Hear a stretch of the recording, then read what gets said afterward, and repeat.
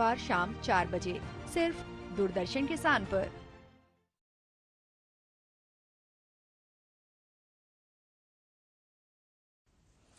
नमस्कार और एक बार फिर आप सभी का स्वागत करते हैं काशी की धरती से।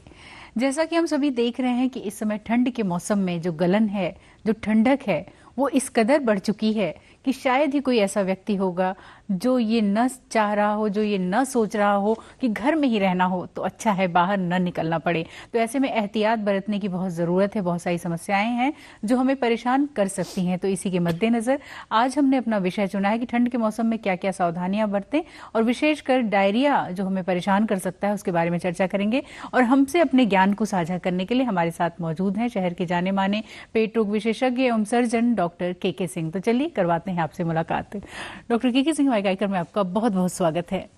और अभी जो समस्याएं हैं ठंड के मौसम में वो कौन कौन सी हैं जो मोस्टली हमें परेशान कर रही हैं, जैसे पेशेंट्स आपके हॉस्पिटल में आ रहे हैं, वो कौन कौन सी समस्याएं हैं? हाँ, इसमें तो जो है ठंड काफी पड़ रही है। आपने बहुत अच्छा क्वेश्चन पूछा है। और ठंड से जो है कुछ बीमारियां जो होती है ठंड में एक्टिव हो जाती हैं, जो पहले से। जैसे कोई अगर हार्ट की बीमारी किसी को है तो हार्ट के लोगों को जो है हार्ट एक्टिव हो जाता है इसमें, क्योंकि नसों में सिकुड़न हो जाती है तो हार्ट अटैक बहुत तेजी से देखे जा रहे हैं इस समय। एक जैसे हार्ट की बीमारी एक्टिव हो गई है बहुत ठंडा होने की वजह से। दूसरा होता है कि जो सांस, जिनको सांस लेने में पहले से एलर्जिक हैं या उनको कोई सांस की प्रॉब्लम है जिसको दमा बोलते हैं पूरा शब्दों में, तो उन लोगों को अगर पहले से ये सब बीमारियां चल रही हैं तो ज्यादा कोल्ड होने पर ये सब बीमारियां एक्टिव हो जाती हैं। ज्यादा जैसा एक्सपोजर होता है एक्टिव हो जाती हैं। और उसी तरह से आजकल जो जैसे कि जो कोई पेट के रोगी हैं या रोगी नहीं भी हैं तो उनको अगर कोल्ड एक्सपोजर हो जाता है तो डायरिया भी देखने को बहुत ज्यादा मिल रहा है। तो अब ये कह लीजिए कि सांस की बीमारी हो गई, हार्ट की बीमारी हो गई, पेट की बीमारी हो गई, ये सब ज्यादा ठंडी पड़ने से ये सब बीमारियां ज्यादा देखने को मिल रही हैं। जी बिल्कुल।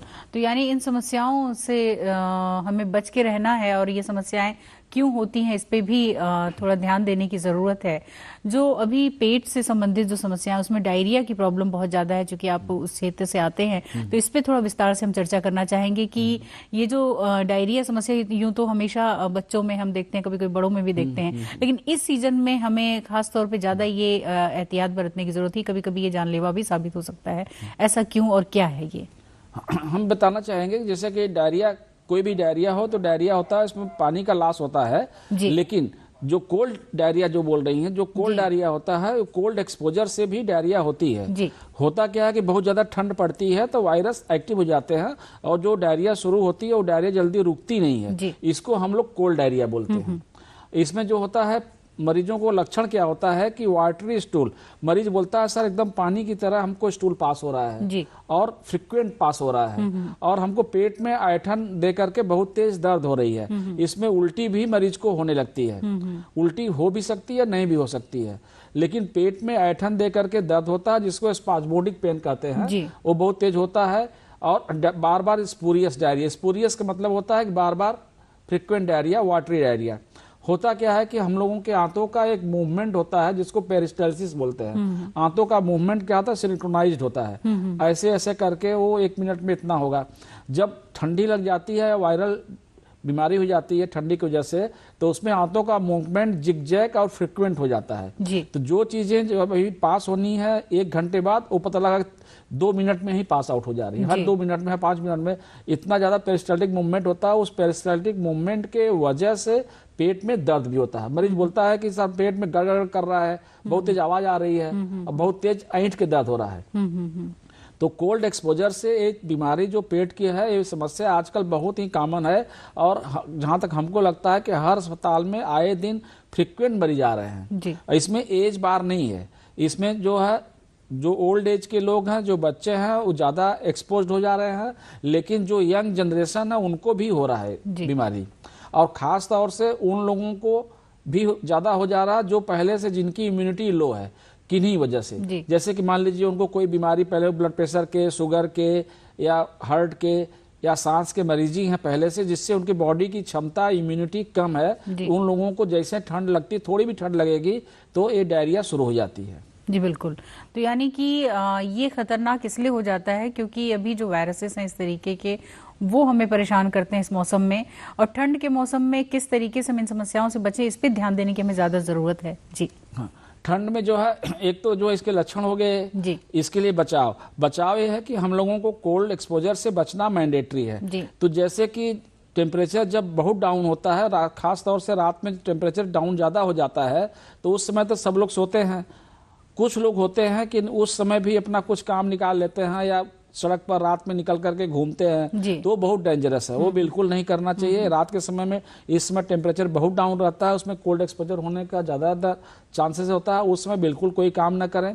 दिन में भी जो अपर टेम्परेचर है वो भी काफी डाउन चल रहा है, नॉर्मल से कम 15, 16, 17 डिग्री डाउन चल रहा है। तो उसमें भी आप अपना कपड़ा लत्ता कायदे से पहन करके, सब कुछ ड्रेस वगैरह बेल्ट ड्रेस हो करके, वार्म कपड़े पहन करके ही काम धाम करें, एक्सपोजर न होने पाए। साथ में ये ध्यान दें, जैसे नहाते समय भी ठंड लग सकती है आपको। जी। पूजा पाठ करते समय खास तौर से महिलाओं में, पूजा तो दोनों लोग करते हैं, आदमी भी कर रहे हैं, औरतें भी कर रहे हैं, लेकिन महिलाएं कंपैरेटिवली आदमियों से ज्यादा करती हैं। वो पता लगा भोर में उठी तुरंत नहा करके पूजा चली गई, कपड़ा नहीं पहनी है। तो हम लोगों के यहाँ जनरली महिलाएं आ रही हैं जो बोल रही हैं कि साहब सुबह उठ के मैंने पूजा करते गए और हमको ठंडक लग गई। बिल्कुल। तो वो लोग जरूर यहाँ से हम उनको बचाव के लिए कहना चाहेंगे कि पूजा जरूर करें, पूजा के लिए हम कभी नहीं मना करेंगे, मंदिर में जरूर जाए, लेकिन कपड़ा पहन करके और गर्म पानी से नहाएं। जी। इस टेम्परेचर पर जो ठंडे पानी से लोग नहा रहे होंगे उससे ठंडा लग सकता है, उसको बिल्कुल न करें। और कान बांध करके जरूर रखें, क्योंकि जो कपड़ा तो लोग पहन ले रहे हैं, कान नहीं बांध रहे हैं और ठंडी में बिल्कुल निकल रहे हैं। जब कान नहीं बंधा होता तो ठंडी जो है कान से भी चली जाती है। यहाँ पर हम थोड़ा ये भी बताना चाहेंगे कि एक बीमारी होती है जिसमें बोलते हैं कि मुंह में लकवा मार दिया, मुंह मेरा जो है पैरालाइज हो गया, आधा मुंह टेढ़ा हो गया। जी। होता क्या है कि कान नहीं बांधे हैं तो 8वीं नर्व, उसको ऑडिटरी नर्व बोलते हैं, यहाँ से नस होती है जो ब्रेन को जाती है। कान में ठंडा लगने से वो नस फूल जाती है, सूजन हो जाती है, तो हड्डी के बीच होती है। तो हड्डी क्या है कि हड्डी तो वो बढ़ेगी नहीं, वो सूजन होने से वो कंप्रेस हो जाती है ठंडी लगने से। जैसे नर्व कंप्रेस होती है तो आधे मुंह में लकवा मार देता है। तो हमारा सब मिला करके है कि ठंडी से सब लोग बचें, कोई भी एज के हों, और जिनकी इम्यूनिटी लो है, पहले से बीमारी कोई उनको चली आ रही है, तो वो लोग ज्यादा ध्यान दें। अदरवाइज तो कोल्ड डायरिया हो ही रहा है, इसके साथ में और बीमारियां भी हो रही हैं। बिल्कुल। तो ये बिल्कुल समझने की बात है कि हमें कोल्ड एक्सपोजर यानी कि बाहर जो ठंड के मौसम में निकलने की आदत है या बेवजह घूमने की आदत है, या ये ध्यान नहीं दे पाते हैं कि कब हमें गर्म कपड़े पहन करके अपने आप को सुरक्षित कर लेना है, इसे ध्यान देने की बहुत ज्यादा जरूरत है, क्योंकि कभी कभी ठंड लगती नहीं है, लग जाती है। तो ऐसी स्थिति में हमें बहुत ज्यादा सावधान होने की जरूरत है। ये तो बातें हो गई कि मतलब ठंड से हमें बचाव अपना रखना है, लेकिन जब डायरिया की समस्या हो जाती है जो है, तो जैसा आप लोग कहते हैं कि उसमें पानी की कमी नहीं होनी चाहिए, लेकिन वो पानी भी कैसा होना चाहिए, किस तरीके से हमें लेना चाहिए, और कब ये समझना चाहिए कि अब हमें तुरंत अस्पताल जाने की जरूरत है। हाँ, ये तो बहुत ही आपने बहुत सही सवाल पूछा है, और ये सबके लिए जानकारी होना मैंडेटरी है। क्योंकि अगर आपको डायरिया हो रही है तो इसका मतलब शरीर से आपका पानी का लॉस हो रहा है, और हमारे बॉडी में 80% पानी होता है, 80 to 85% पानी होता है, बाकी जो है 15 to 20% मसल और बोन होती है। तो अगर पानी का नुकसान कुछ हद तक होता है तो बॉडी एडजस्ट करती है, लेकिन एक ज्यादा होने लगता है तो आदमी, जिसको बोलते हैं ना कि शाक में चला गया, ब्लड प्रेशर डाउन हो गया, पता नहीं चलेगा। मरीज बोलता है कि साहब ये डायरिया हुई, उसको 10 बार गए, 5 बार गए, उसके बाद बेहोश होकर के गिर गए। बेहोश होकर के गिरने का मतलब या फेंट हो गए या अब नहीं चल पा रहे हैं, इसका मतलब आपका ब्लड प्रेशर डाउन हो गया, बॉडी में पानी की काफी मात्रा कम हो गई। तो पहले ध्यान देना चाहिए कि अगर शुरुआत हुआ है डायरिया का, तो जब भी आप वॉशरूम जा रहे हैं, आ रहे हैं, तो जरूर अगर उल्टी नहीं हो रही है तो आप पानी, लिक्विड की मात्रा बढ़ा दें। वो किसी भी रूप में हो सकता है, नारियल पानी हो सकता है, दाल पानी हो सकता है, पानी हो सकता है, नमक पानी हो सकता है, या कुनकुने गर्म पानी में जो है शिकंजी बना करके लीजिए। अगर ये सब ले रहे हैं और डायरिया धीरे धीरे कंट्रोल हो जा रही है, तब तो आपको अस्पताल जाने की जरूरत नहीं है। लेकिन अगर ये लेने के बाद भी अगर आपको डायरिया कंट्रोल नहीं हो रही है, आपको सुस्ती लग रहा है या आपको बेहोशी जैसे लग रहा है, तो उसके पहले ही तुरंत अपने नज़दीक चिकित्सक जो भी हों, जो भी गवर्नमेंट सेक्टर हो या प्राइवेट सेक्टर हो, जहां भी आप जा सकते हैं वहां तुरंत पहुंच जाइए, क्योंकि ये जानलेवा भी साबित हो सकता है। बिल्कुल। और जो छोटे बच्चे होते हैं जो है, खासतौर पे उनको लेकर के माताएं बहुत परेशान होती हैं, उन लोगों को लेकर के जो है क्या आप सजेशन देना चाहेंगे, उन बच्चों को कैसे सुरक्षित रखें?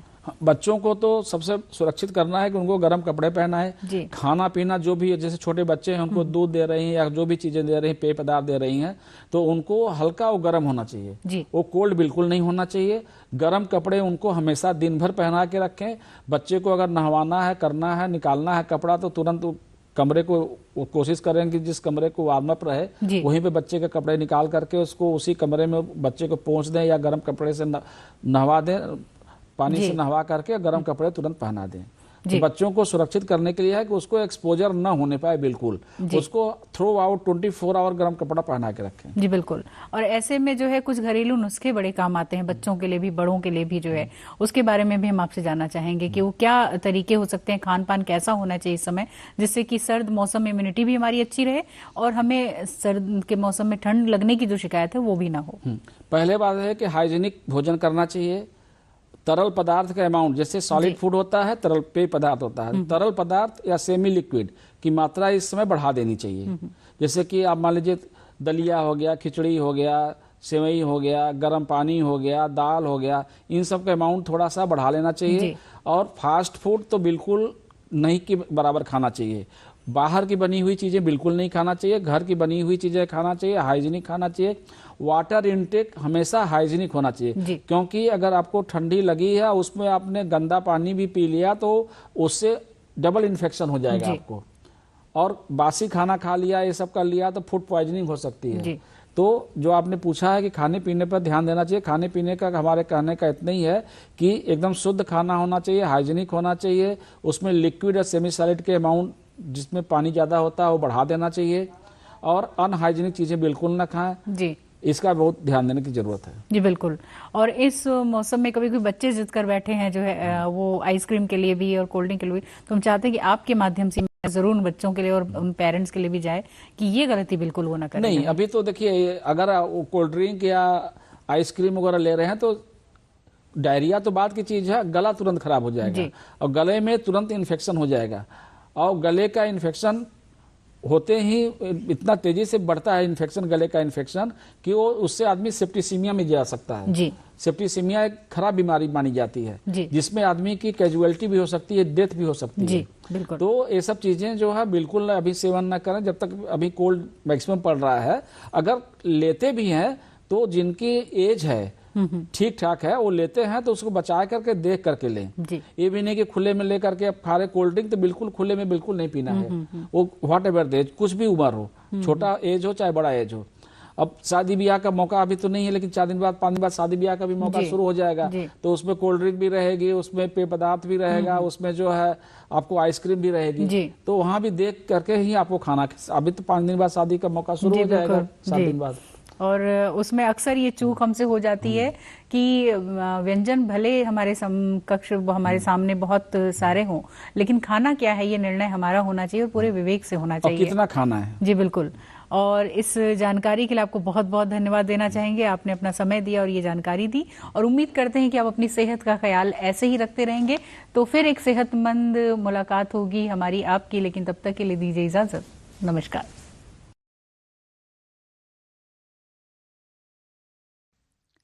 जनपद वाराणसी के कलेक्ट्रेट परिसर में 74वां गणतंत्र दिवस बड़े ही धूमधाम से मनाया गया। इस शुभ अवसर पर जिलाधिकारी एस राजलिंगम द्वारा झंडा फहराया गया।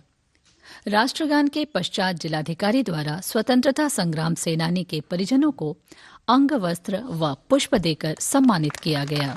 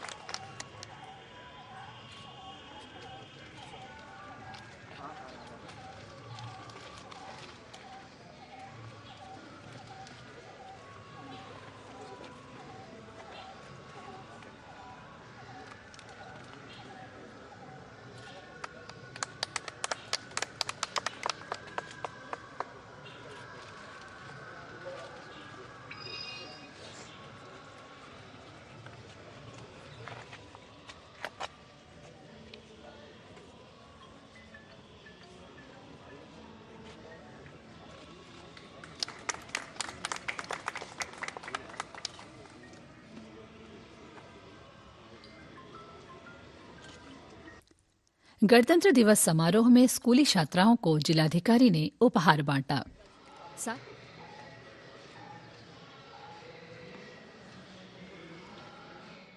साथ ही सलामी देने वाले पुलिसकर्मियों को भी सम्मानित किया गया।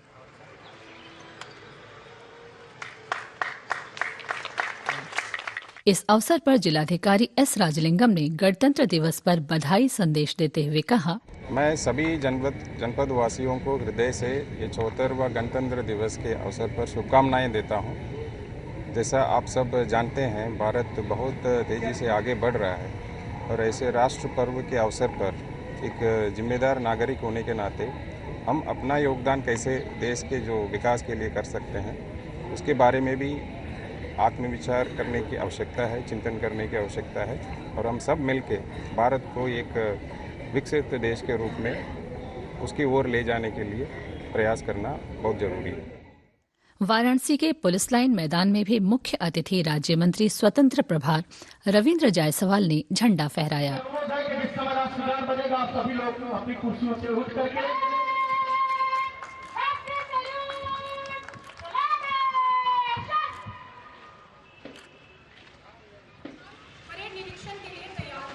जो हस्ती बना लेते हैं, जो मुश्किलों को जीवन की मस्ती बना लेते हैं।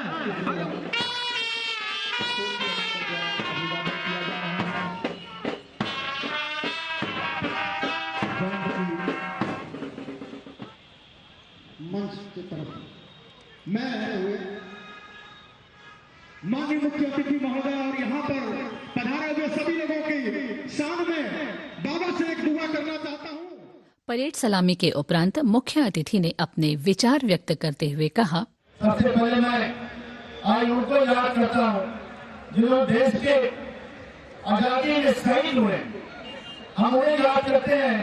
आजाद देश के बाद भी देश की सुरक्षा में लगे हुए हमारे सेना के लोग जो शहीद हुए हैं, हम उन्हें नमन करते हैं। हम नमन करते हुए जो पुलिस के लोग हमारी सुरक्षा करने के लिए अपने कर्तव्य के निर्वहन करते हुए शहीद हुए हैं, हम उनके परिवार को नमन करते हैं। भाई लोग, हमारा देश दुर्भाग्य से कई सौ साल गुलाम था। हम जब अध्ययन करते हैं क्या गुलाम क्यों था, तो कुछ बातें ऐसी हैं जो छोटे पॉइंट में हम सब देश के लोग आपस में जातिवाद में बटे थे। जहाँ का शासक कहीं का फारवर्ड था तो वहाँ की जनता जो ओबीसी थी, एससी थी, उसे नाराज थी। और जहाँ का शासक राजा अगर ओबीसी एससी था तो समान जाति उनके पक्ष में नहीं थी। और जब उस राज्य पर हमला होता था, अगर वहाँ की जनता राजा के पक्ष में खड़ा होकर के युद्ध में भाग नहीं होती तो शायद हमारा देश उतना गुलाम नहीं होता। मुख्य अतिथि ने गणतंत्र दिवस पर विशिष्ट मेडल पाने वाले पुलिसकर्मियों को प्रशस्ति पत्र देकर सम्मानित किया।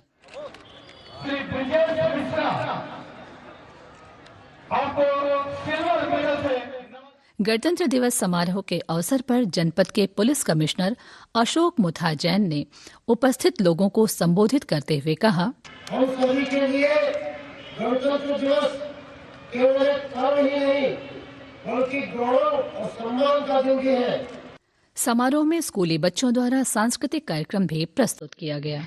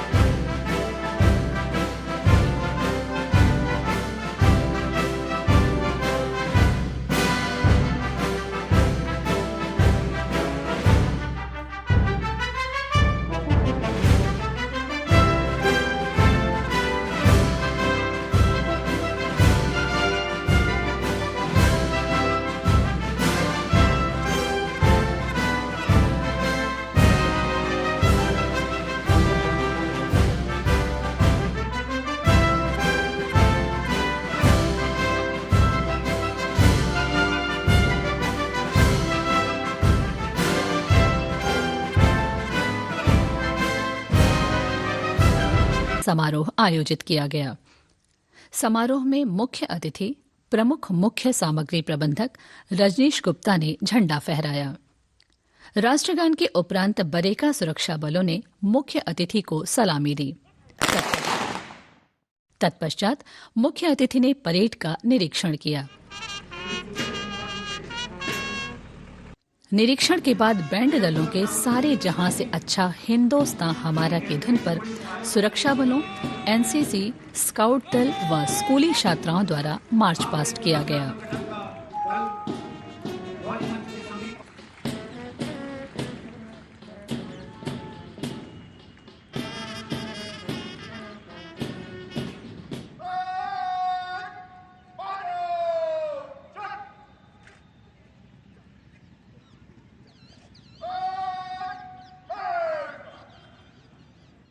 परेड अवलोकन के पश्चात मुख्य अतिथि ने उपस्थित जनों को आजादी के साथ मिली सामाजिक और आर्थिक स्वतंत्रता का महत्व बताते हुए कहा, आप सभी को 74वें गणतंत्र दिवस के पावन अवसर पर हार्दिक बधाई। आज के दिन हम अपने पूर्वजों को कृतज्ञता के साथ याद करते हैं, जिनके प्रयासों से देश को न केवल बहुमूल्य संप्रभुता मिली बल्कि सामाजिक और आर्थिक स्वतंत्रता भी मिली। पूर्वजों के त्याग से प्रेरित होकर हमें भी अपनी आने वाली पीढ़ी के बारे में सोचना है तथा भारत को एक सामाजिक रूप से न्याय संगत और आर्थिक रूप से मजबूत देश बनाने की दिशा में योगदान देना है। मुझे गर्व है कि हमारा बरेका परिवार इस दिशा में अग्रसर है और हर वर्ष भारत की प्रगति में अपना योगदान दे रहा है। इस गणतंत्र दिवस के शुभ अवसर पर विद्या की देवी मां सरस्वती का पूजनोत्सव काशी हिंदू विश्वविद्यालय के लिए विशेष था। वसंत पंचमी के दिन अपने 108वें स्थापना दिवस पर बीएचयू में झांकियां निकाली गईं।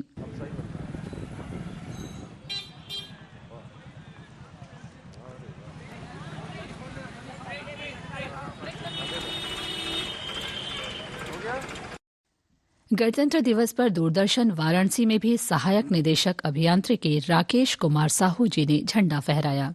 तत्पश्चात समस्त दूरदर्शन कर्मियों ने राष्ट्रगान गाया। गणतंत्र दिवस के अवसर पर वाराणसी में उत्सव का माहौल रहा। देशभक्ति की भावना से लहराता तिरंगा चारों ओर छाया रहा।